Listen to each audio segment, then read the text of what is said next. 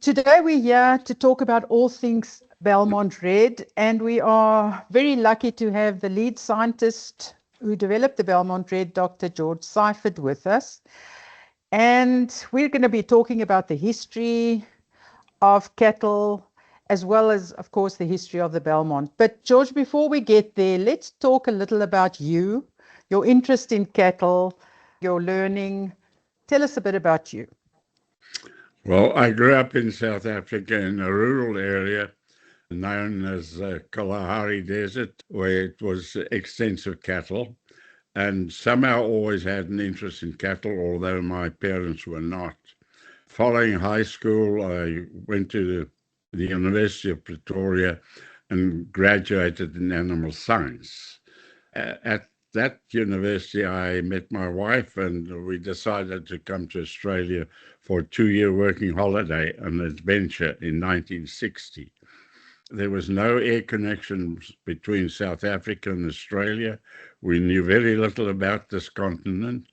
And so it was purely an adventure, a 2-year working holiday. And as my wife says, we're still working and waiting for the holiday. So obviously something worked well. Right. But we came with no expectations except to work our way around Australia. So I spent some time in Victoria as a labourer and later with the Victorian Department of Agriculture.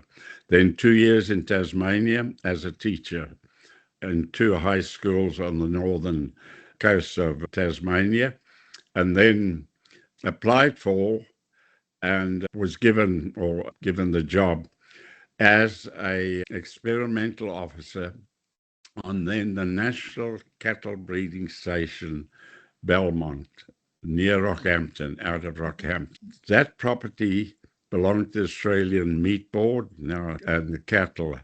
And the history of the development of that program is fascinating, and we'll come to that hopefully. But I was appointed at the lowest level. In my expectations going through life, I never anticipated being a scientist. My objective was to end up farming cattle, beef cattle, probably Afrikaner cattle in the desert in South Africa. Right. So this was a start. Fortunately, everything worked in my favor there. It was an ideal situation, and I really adapted to it and made full use of what it was. So that starting at the lowest rung in CSRO, where there was a laboratory attached to the research station, Belmont, I was at the very lowest level. In other words, I was not considered a scientist. I was supposed to be an apprentice to all the guys with PhDs. And that gave me an insight. The one advantage I think I had over my very much better qualified colleagues was that I had practical experience of cattle. Most of our scientists in that group were physiologists, endocrinologists, ruminologists, metabolic physiologists. So it's a very high-powered group of international scientists. We had Americans, Irish, English, and I was also there as a South African. But it was an interesting group. And then I suppose we should come to later. Because now, why was Rockhampton chosen? Why was there a need for a national cattle breeding program? Yes. And this goes back to the 1930s. In the early days of the Depression in the early 1930s, the Southern Hemisphere was subjected to some severe droughts. And the northern cattle industry in Australia, which was hard hit. Now, Australia being a good colony, as we were in South Africa at one time too, everything we had in Australia was British, and only those things that came from were good.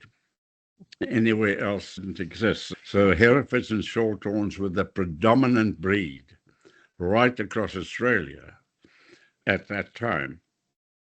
Interesting enough, the Herefords sort of occupied the coastal areas and the Shorthorns the inland areas, and that was by chance. The northern cattle industry at that time survived, or I suppose prospered, due to scale, huge Right. areas of land, Hmm. a lot of cattle, and they were cattle barons and they're called squatters because they took up large tracts of land and they had long-term 99-year leases from the government, from the Queensland government or whichever state they were in.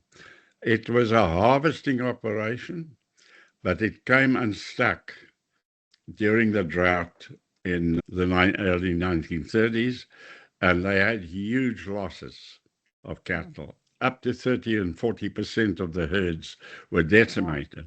Right. But at that time, one of the most obvious, I suppose, things that you could see on the animal were they all covered in ticks. Hmm. And so the assumption was that the cattle tick was one of the main causes of death. The whole story is actually otherwise. But fortunately, there was a very colourful character who was a British horse vet who had spent his time in northern India, now Pakistan, with the British troops. And the British troops were fed or got all their milk from the native cattle in northern India or Pakistan. Interesting. And R.B. Kelly was his name, and he was quite a forceful character. And he saw how tough these animals were, how resilient they were, and they were able to produce small amounts of milk. But the fact that they produced any milk astounded him. So he recognized that these cattle must be really well adapted to the hot, dry, poor nutritional, poor management conditions. Hmm. Kelly ended up about in the 30s in Australia at a time that the cattle industry in the north was really begging for some assistance as answers. And he was then commissioned by, it was CSIR, not the O organization wasn't there yet, Hmm. by the leaders of that organization and the government to have a look at the northern cattle industry. And he went through Queensland and visited a number of properties, one north of Rockhampton called Waverley Station, which still exists. It was owned by a chap named Wright. And I'm not quite sure. This is a little bit of interesting, I Hmm. suppose, if you want to call it. But only zebu cattle, as they were all called, Hmm. was a bull at the Melbourne Zoo that Kelly could get hold of. And I think he convinced the zoo they didn't need the bull, and it was sent up north. And there were later some other cattle came in through Papua New Guinea as well. But that bull was used, and one of the early cooperators then, and Kelly convinced a number of these big breeders in central and northern Queensland that this is one avenue they should explore, Hmm. is using, as he called it, native cattle. And he wrote Hmm. a book later, still a classic, called Native and Adapted Cattle, and set up just a cruise where they didn't weigh the cattle. All they done was observe. He said to them, put them in there and let's see what comes out. P.A. Wright from Waverley Station was a very influential. He was a wealthy and politically influential character. And when he suggested to Kelly, he said he would try anything. It doesn't matter what, but he was sure Herefords were not what he wanted. The cattle, actually, the trials, the crude trials, went on. The observations just on the cars were like magic. I mean, those Herefords that produced F1 Brahmins, those cars were so much superior to Hmm. the mothers, and this is what they had to compare them with. And there were two or three other cattle properties. And Kelly later again, and it was after the war, I think these were then forgotten. toured again and looked at it. By then, a lot of these people were using the F1 females. There was no structure in anything. It was just a mismatch of generations and cattle crosses. But everybody was terribly impressed. And I think, as we know in the cattle industry, the best method of extension is across the fence. If you send in somebody with a degree or somebody with some knowledge and quotes any statistic or fact, you'll immediately be under suspicion.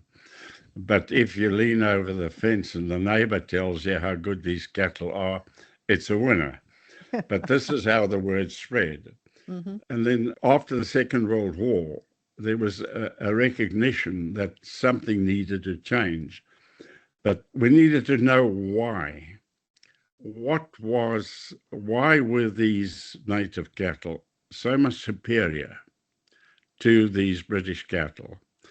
And then, very informally, a very, very, I suppose, remarkable scientist, Dr. J.M. Rendell, a Cambridge graduate in genetics, quantitative genetics and statistics, was brought out jointly by CSIRO and the University of Sydney to start the chair of animal genetics at Sydney University. So Jim Rendell, as he was known, was there, and he was informally by the then head of CSIRO, another remarkable person, Ian Clunies-Ross. They were at some meeting, and over a cup of coffee, or probably a beer more likely, decided, and he said to Jim Rendell, he said, we need to look at this, and the cattle industry is putting up a lot of pressure on us. So Rendell, on a piece of paper, drew up basically what should be done. The cattle industry was presented with, the Queensland government was involved, I think even the New South Wales government was involved, and the cattle industry of the time. And the cattle industry decided they'll put up the money to buy the property, which later Belmont, the National Cattle Breeding Station out of Rockhampton, and CSIRO would supply the scientific staff and the laboratory, which was located in Rockhampton, to exactly find out why these cattle, how did you account for a difference of, say, 150 kilos at 2 years of age between a Hereford and a Brown cross, or a Zebu cross, whatever you called it. It was but design, and in 1954, the cattle was purchased. The person who purchased it or found the property, purchased it, and decided it should be there was R.B. Kelly. So he remained influential, and he was a forceful character as well, and the person that could drive these things and tell the cattle industry, this is it. So this is how it came about. That program was only terminated recently, and tragically should never have been terminated, because there's still a lot we don't know. Yeah. And so CSIRO, Rockhampton, and the National Cattle Breeding Station was established. In that charter and in that agreement with the cattle industry, there was no about breeds or establishing breeds. One of the leading Hereford breeders, Mr. Wilson from Calliope Station outside of Gladstone, was nominated by the Australian Meat Board at the time to select the cattle. So CSIRO had nothing to do. We told them what we wanted, or CSIRO told them what we wanted. Wilson decided what cattle should go onto the property. And this very later on, my personal experiences come back to this argument, which was quite interesting personally. But Wilson went out and he purchased Herefords, and he purchased Shorthorns, the dominant breeds, which was absolutely accepted, and that was correct. Fortunately, Wilson saw some opportunity of advancing his stud. Which is huge. Calliope Station was huge. Wilson owned huge tracts of land, very valuable land in central Queensland on the coastal areas.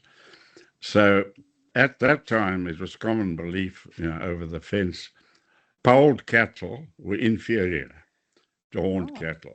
That belief still exists in the cattle industry in some schools. So it's an interesting thing.